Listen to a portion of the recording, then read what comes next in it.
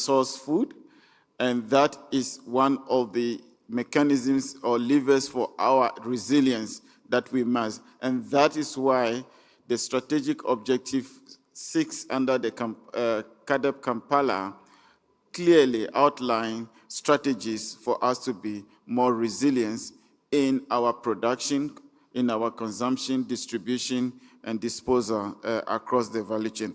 So my remarks will just highlight on 3 levers, and one I would like to highlight is the whole area of policy and leadership in convening, so that we are able to dialogue, have very interactive dialogues that discuss the pertinent issues, policy issues that we need to discuss. For example, we need to ensure that there is coherence in our policy space. What is that for? Coherence is very important. We can introduce subsidies for a production. I'll give you an example. We can produce production of sugar cane, and produce sugar processing. But if we don't link it up with the health requirement of sugar diabetics, our policies will counter each other. And that is why we need coherence in our policy space. We also need coherence in our policy for enabling and the inclusion of all stakeholders to partner. We also need to build partnerships, stronger partnerships that will help us deliver. And we also need to ensure that we trigger catalytic financing of our food systems, and particularly the local production and local supply of food too. So in conclusion, I also want to just highlight on some few call to action that we think would help this alliance to establish itself as the alliance for local food supply that is promoting resilience. So we need to strengthen the partnership with the private sector. We need to cloud in. That is why I'm very pleased that we have here EcoBack, my brother. We need you on board, and many other private sector to really support this very critical area of intervention on our local food supply. Transformation will be driven by private sector largely, where it matters, particularly at the country level, and that crowding in private sector investment will be great. We also call on the governments to really put mechanisms that ensure de-risking and make it possible for private sector to have the appetite to really invest in our local supply chain interventions. And we need to create that investment and innovation flows that will help. So from the African Union Development Agency, as a continental institution, African Union institution, we are fully committed to support initiatives such as the local supply food chains, and working with the partners, including the banks and the farmers themselves, who are the biggest, in my view, the private sector, to really coordinate and work together to strengthen our local food supply and make it more resilient, so that we reduce the importation, so that we ensure that there is that import substitution, and that we are self-sufficient and we have food sovereignty for our continent. Thank you very much.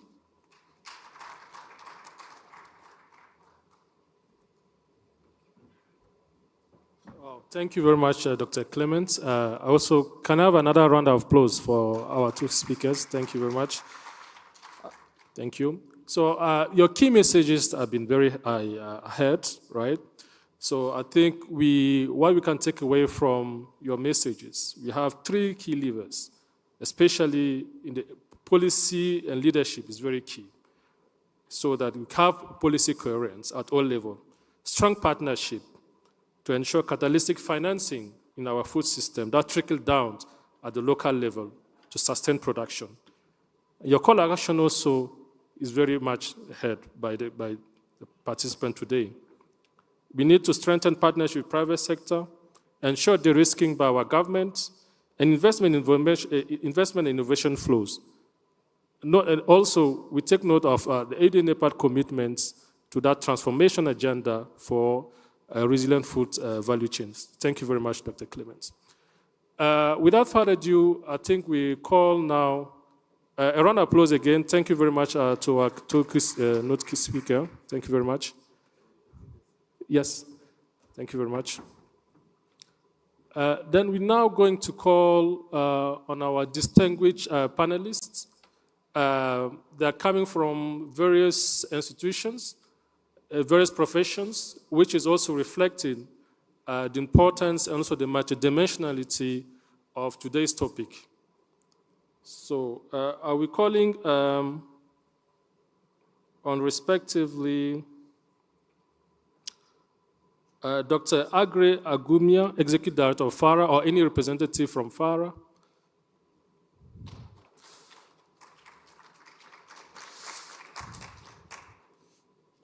Dr. Sloan Chimatiro, which President African Union Policy Research Network for Fishery in Africa of the African Union. Dr. Beatrice Kiagi, Food System Nutrition and Climate Change Health and African Population Health Research Center. And then we have Ms. Sakina Usengimana, who is the chairperson, Rwanda Youth in Agribusiness Forum, and also the manager director of Agrifood Rwanda.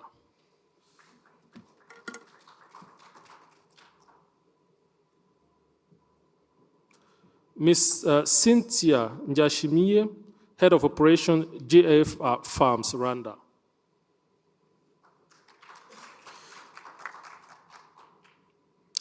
Last but not least, Mr. Toby Manga Ondwa, Cadre Focal Point National Food System Convener of Cameroon.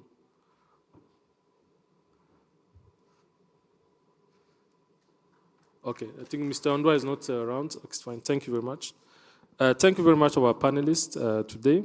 So I'm going to share with you some key talking points that we also going to provide. We're going to provide further insight on how this can be able to address and deal to address the topic of today. First of all, we also need to have an overview of the Alliance of Africa instead of short food supply chains as policy tools for resilience in nutrition and health and food system service in Africa. So I'll call on Mrs. Samira for that introduction. Thank you very much.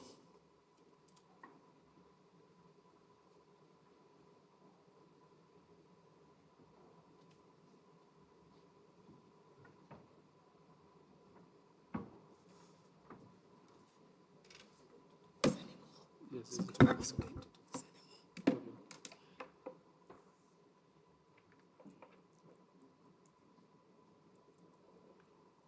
Thank you, Rashid. I think that I alluded to some of the important areas earlier when I made the introduction. And this is because we in Alliance Africa, we're grounded in supporting the development of local food supply chains, short food supply chains, and the support to all the actors, state and non-state actors. We did a review of the food systems transformation pathway documents of all of African countries, and 41 countries have identified a focus on local food and nutrition supply chains, local production for local consumption, and areas that they would like support, such as technical assistance in various areas, research, seeds management, advisory services, adaptive practices. They also want support in capacity building, support for youth, support to gender, women, for equity. So this is very important, we believe, to African countries. We also see that these short food supply chains are very important to local communities. And they are very important because they provide income, they provide local economies, but they are informal. And so we think that this session, this work of financing at the local levels and for the private institutions to see these, as the speaker from EcoBank says, that to see this that as not just a business, but a contribution to the social cohesion and social fabric of our communities at the local and rural, at national and across borders. We think that this is very important for African countries. We also know that there are all of the health outcomes that this contributes to. We know that there are heavy investments, the capital investments that Auda Nepad has spoken about that needs to be done by countries, the policies that need to be done by countries. And so that is encapsulated in our advocacy function, building partnerships. And so this is what we would like to see going forward. But I shan't take too much of your time because I think we're running out of time and the panel has to speak. So I shall leave it there. Rashid, thank you. Thank you for your introduction, Samira. Indeed, now it's my privilege now to call on Dr. Razak from FARA. So Dr. Razak, can you talk about a partnership that can leverage research and innovation for inclusive agri-food investments? Thank you very much. Thank you. Thank you very much. I hope I'm audible enough from here. A bit louder, please. Thank you. Yeah. Thank you very much for the opportunity.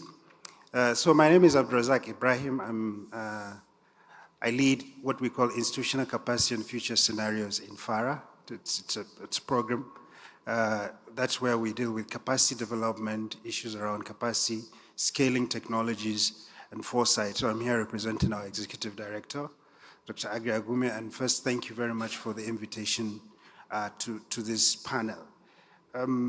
I think talking about strengthening local supply chain from the perspective of FARA as a knowledge institution, do a lot of research, a lot of innovation. I think we have to start with a challenge, and that challenge is the fact that you have a growing population in Africa and an import bill that's continuously growing. And it's not just when you import, you're increasing the import per capita, you're also increasing carbon emission, because for every import, you also have to bring it somehow, this carbon emission in that sense. So strengthening local food supply chain makes economic and environmental sense. We really need to strengthen it. And there are several efforts, on the continent to do that, to try to scale. For example, we currently have the African Development Bank funded project or program, TAT, Technologies for African Agricultural Transformation. It places a lot of emphasis on strengthening local supply chain. We use the instrument of what we call innovation platform, something that came out of FARA. But we see a lot of reservation also around strengthening local supply chain, and this comes in the form of debates around agroecological transitions, the focus on local food supply chain, indigenous product, the capacity of even the local supply chain. Do they have the processing and capacity to really meet the demand? So clearly, there's a knowledge gap. We really need to understand where that capacity is, whether we have it, and if we have it, how do we leverage it? How do we leverage the partnership that will really strengthen the partnership that will strengthen the local supply chain? We therefore need to engage in research, around two areas. I will just mention a few of them.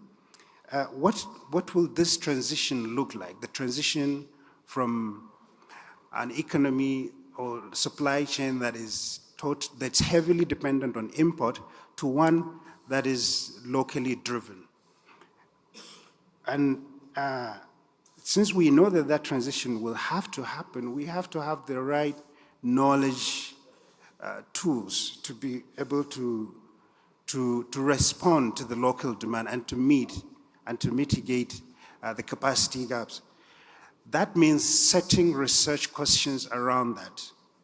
How is the transition? What is the transition from an import-based supply chain to a local-based supply chain? How will it guide policy shifts? What kind of foresight analysis do we need to conduct to really ensure that we provide the right incentive for local supply chain to flourish? There's also a dimension around political economy. If I am an importer, right, it will not be in my interest that local supply chain is strengthened. So as an importer, probably I'll try to fight it.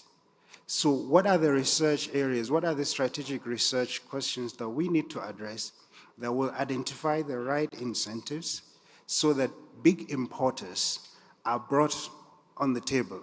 For example, what are the trade-offs that they need to make? And I'll give an example of Ceres. Ceres produces juice, the packaged juice from South Africa.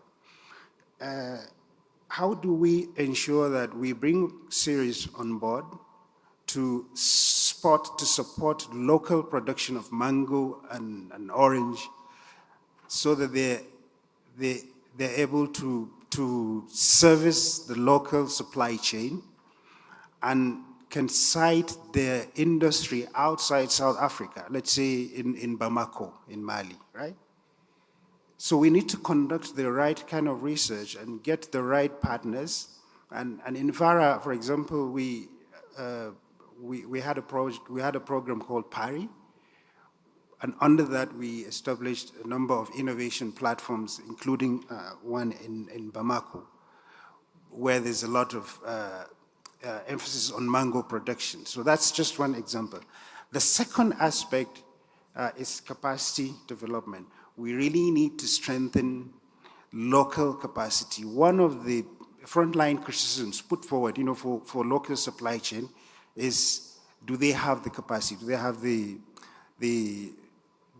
the right, the knowledge, the right tools for aggregation, for product development, and most importantly, for food safety, right? And this, I know that as the issue around food safety is very, very crucial for at the African Union level, where we talk a lot about issues around food safety. So these are some of the points I will just put forward for now. Thank you. Thank you very much, Dr. Razak. A round of applause for him. I think the key message that transpired from what you presented is that we need to do that transition. That transition is critical. Transition from import-driven to local-driven value chains. And in doing that process, we need to think about what are the right tools, including what is the implication for research, policy shift, foresight, analysis, incentives, as well as the political economy that also is critical. I also take note of the innovation that is happening within FARA through the innovation platforms, and also the need to strengthen local capacity through knowledge and tools for aggregations, product development, and food safety. Your message is well known to take you, Dr. Razak. So now it's my privilege to call on Dr. Beatrice. And then Dr. Beatrice, I would like us to take through what are the required actions to link evidence to action for climate resilience, nutrition sensitive, and health in nursing food system. Yeah, thank you very much. Good morning, everyone. Yes, so as you heard, my name is Dr. Beatrice Kiage, and I work as a research scientist at the African Population and Health Research Science. and I work at the research that really cuts across, looking at climate change, looking at food systems, looking at health and nutrition. That is where I work. And really at APHRC, we believe that we must actually bring evidence to be able to influence policy. And we believe that for us to be able to really deal with the issues of making sure that even our foods and our food systems are climate resilient, and we are dealing with issues of nutrition sensitivity and even health enhancing mechanisms, we must make sure that we actually bring communities to the table. And one thing that we must appreciate is in Africa, we have crises that we're dealing with. We have crises in terms of malnutrition. We have crises in terms of climate shocks and even the public health burdens.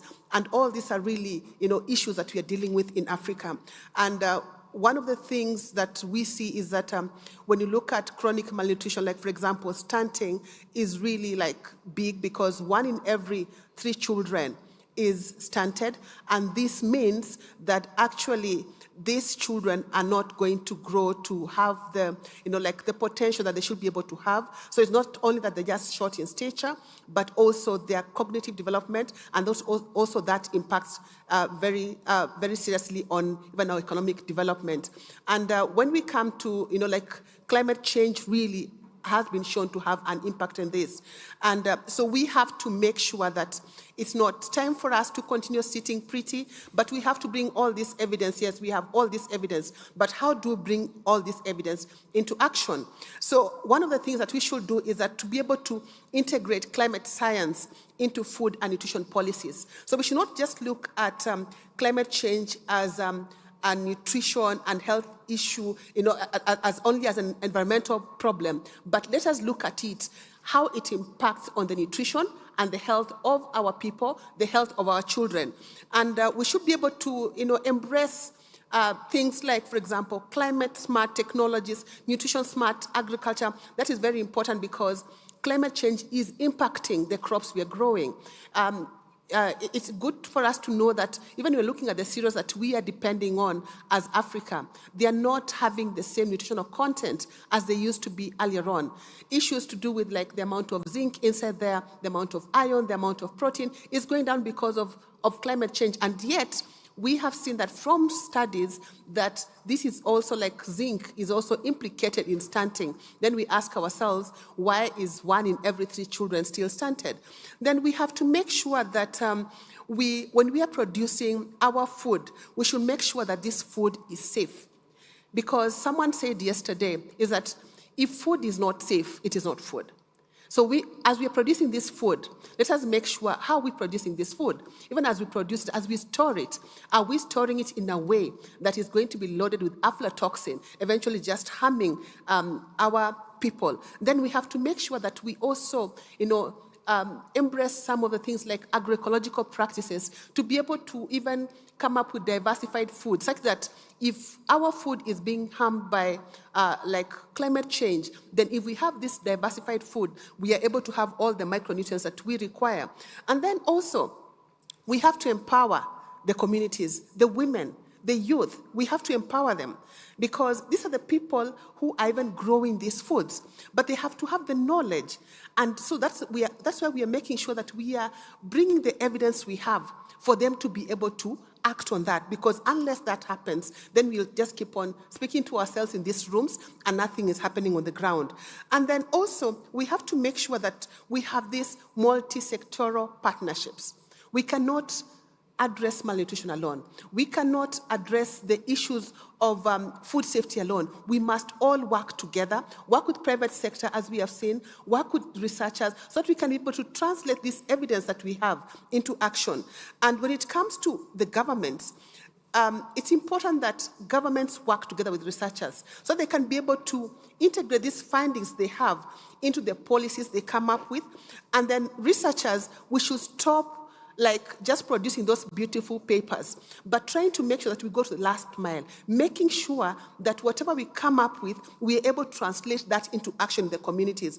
And when it comes to funders, yes, I know we have funders in the house. It is good that you're funding various projects. But please make sure that you're also involved in making sure that some of these actions that come up, they're able to be scaled up, because some of them are really very important and they can be scaled up to other areas. So let us not just stop in like funding, and that is what it stops, but we have to make sure that we go out there, scale up these solutions. Thank you. When it comes to communities, I'm finishing, when it comes to communities, we have to make sure that we empower them to be able to demand for action from us. So that we're not just, we're not just collecting information from communities, but we are making sure that as we collect that information, that also translates into actions that are going to impact those communities in a positive way. Thank you. Thank you. You see that I mentioned that we have very knowledgeable panelists. Thank you very much, Dr. Beatrice, for sharing all this knowledge. Then I'll call on Dr. Sloans, who is going to take us through how to target partnership and equitable investment in blue value chains. Yeah, Dr. Sloans, the floor is yours. Thank you very much. Thank you very much. Blue value chains are those that associated with water. And I think one of the most important products that we know comes from water is fish. And why is it important for us to invest in fish? I think there's empirical evidence that investment in short blue value chains is the most powerful lever to address food and nutritional security, but also reduce poverty. But also we know that communities that live within 2 kilometers from water bodies like oceans or rivers, they tend to have better diets because they eat fish more frequently. However, despite the importance of blue value chains, we know that investments are not sufficient, and there are 3 main reasons for this. One is that the weak enabling environment. Secondly, that insufficient capacity for planning, particularly by governments, but also limited structured public-private partnerships. We heard from the colleague from EcoBank that in most cases, financial institutions, they think that blue value chains are very risky. However, over the past years, we've drawn lessons on best practices, particularly on the planning.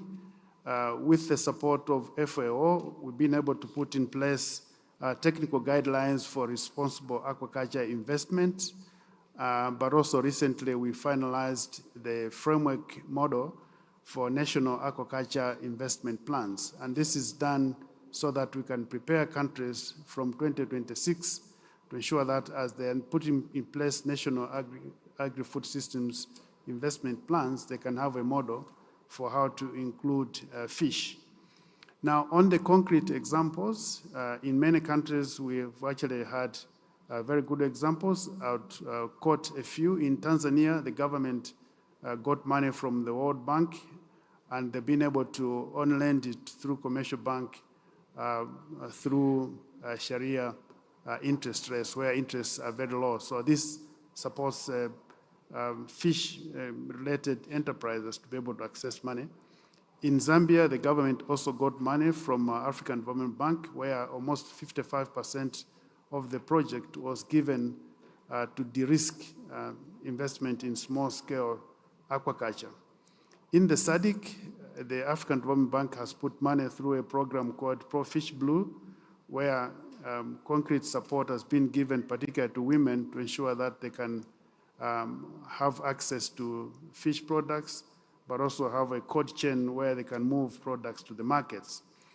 On the commercial banks, we've got very good examples in Kenya, Uganda, but also Cameroon, where commercial banks have actually set up portfolios specifically to lend money to fish farmers, but also fishers. Particularly in Cameroon, they put in place in-house capacity so they can understand the value chains of fish.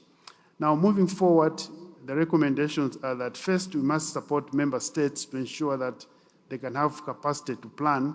As we put in place NIPes from next year, make sure that blue value chains are not left out.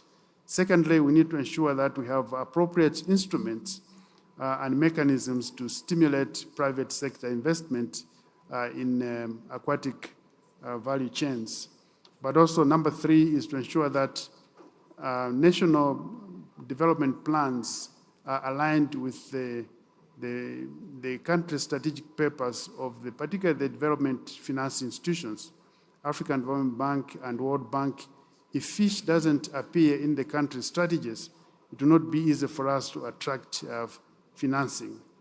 Fourth, it would be important for us to support commercial banks to understand the viability of these short blue value chains so that they can see them as an opportunity to make money. Thank you for your attention.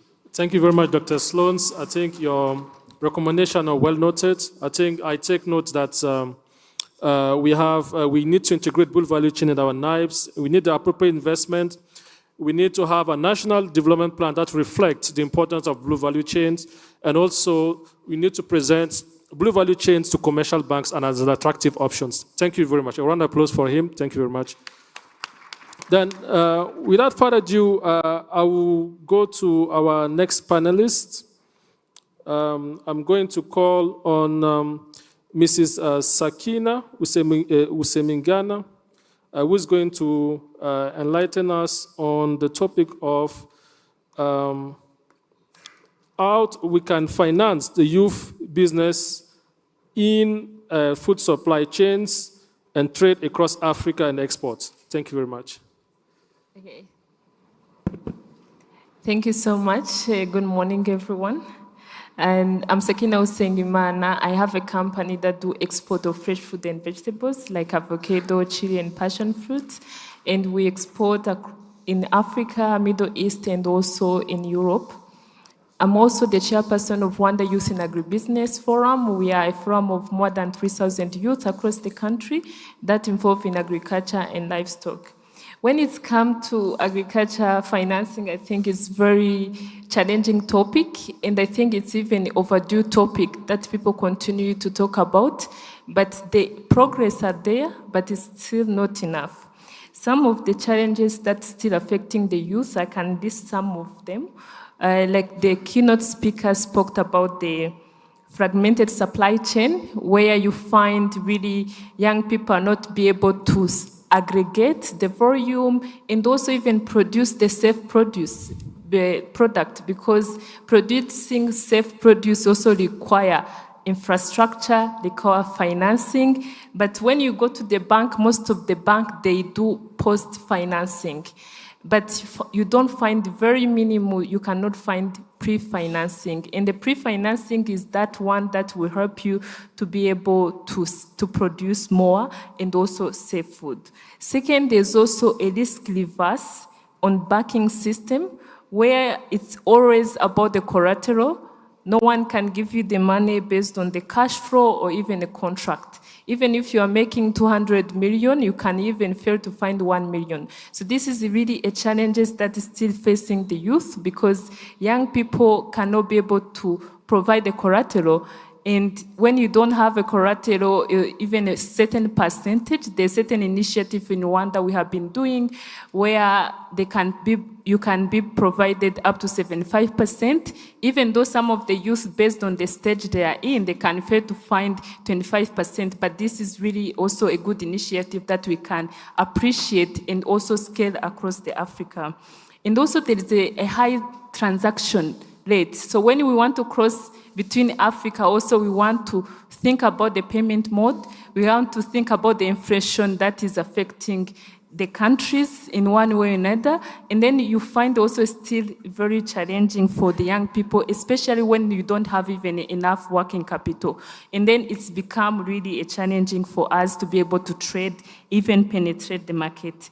Lastly, there's also a weak into the extension and quality a system where the compliance and for export harmonization of standard, we have been talking about it from Africa Intercontinental Free Trade Area. I think all of that is really challenging part that we need to think about. As a solution, what I'm suggesting is that we have to look for a smart partnership.